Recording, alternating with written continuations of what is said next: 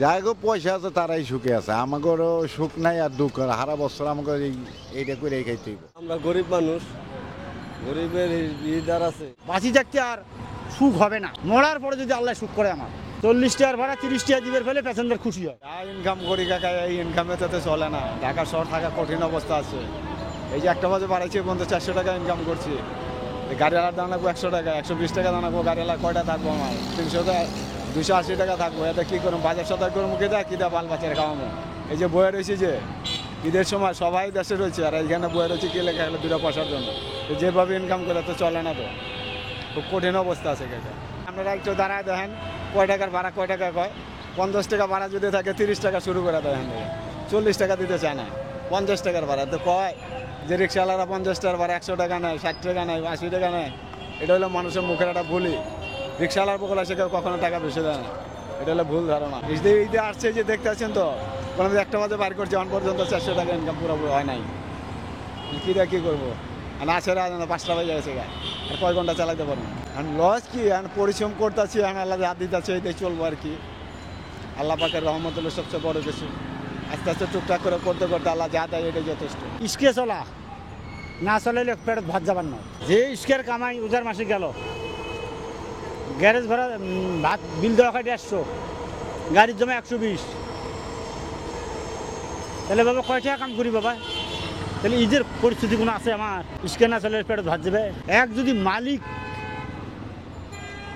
যদি দেয় তাহলে হবে, না হলে না। ওই মালিক উপরে 40 টাকার ভাড়া 30 টাকা দিবের ফেলে প্যাসেঞ্জার খুশি হয়। দেশে উন্নতি বেশি না, সরকার উন্নতি করছে খুব। 80 টাকা বলে আলুর কেজি কয়েকদিন পরে তো হবারে নেই, তো উন্নতি বাড়ে নাই। খাইলাম তো আলুর কেজি 80 টাকা, খাই নাই তো উন্নতি হয় নাই, আরও লস হয়। 4 টাকা ঠিক মতন খাওয়া যায় না। যে টাকা ইনকাম করি সারাদিনে 400-500 টাকা ইনকাম করি, বাজার নিয়ে যাওয়ার সাথে নেই। 200 চাল কিনবার গেলে 200 চালের টাকা ফির না করে তরকারি তো তা তো হয় না। হ্যাঁ বাবা, তাহলে ইনকামটা কর্ম কিবা কি কর্ম ক থোয়ার মতন আছে? মরার পরেও আমার হবে, বাঁচি থাকতে আর সুখ হবে না। মরার পরে যদি আল্লাহ সুখ করে আমার, তাছাড়া সুখ হবে না। আমরা গরিব মানুষ, গরিবের ইদার আছে। গরিবের ঈদ আল্লাহ যা দেয়। খ্যাপ নাই, কামাই রুজি নাই, নাই কয় কি খ্যাপ থাকতে না, টাকা পয়সা লাগে না।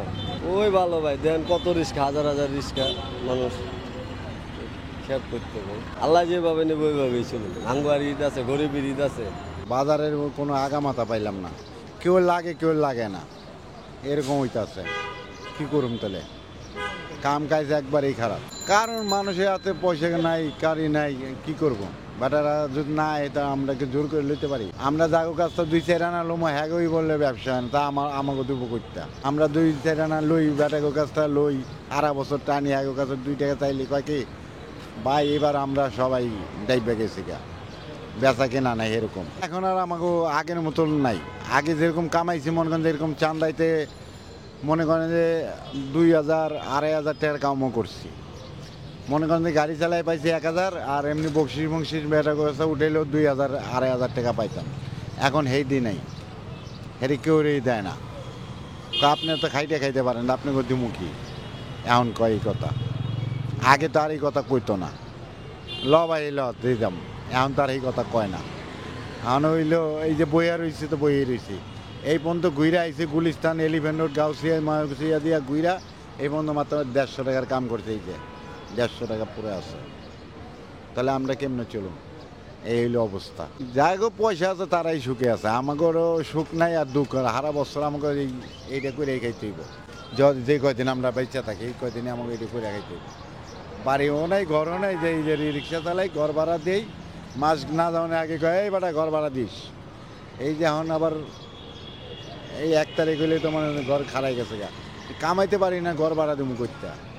এই হইলো অবস্থা আমাকে। কিনা কাইটে কেউ এইবার দিতে পারিনি, এবার কেউ কিছু দিতেও পারিনি। এখন জামাই কইছে কালকে যদি চান্দাইতে আমাকে বেতন বুতন হয় তাহলে কিছু দিতে পারি, নইলে নাই। এই গার্মেন্টসের টাকা আটকাইতে হয়, বোঝেন না?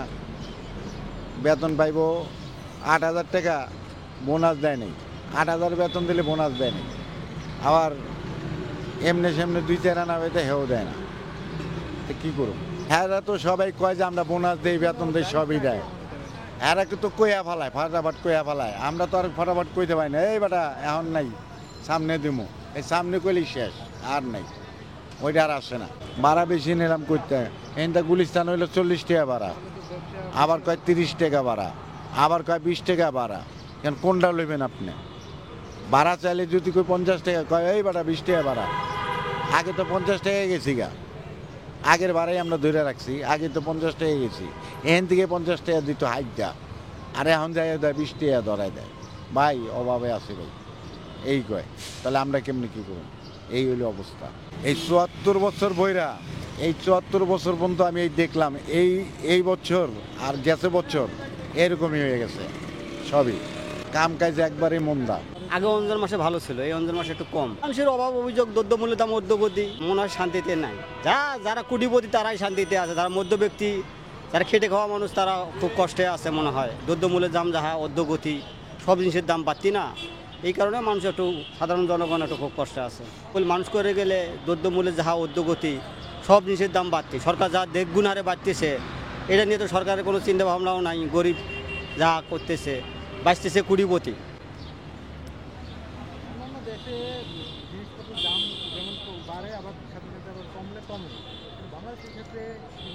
না কমে না তো, কই যে জিনিস বাড়ে সেটা আবার কমে না, কোনো জিনিস কমে না তো, যা বাড়তেছে কমতেছে না তো। বাংলাদেশের সিন্ডিকেট চলে, অন্য দেশের সিন্ডিকেট চলে না, বাংলাদেশের সিন্ডিকেট চলে।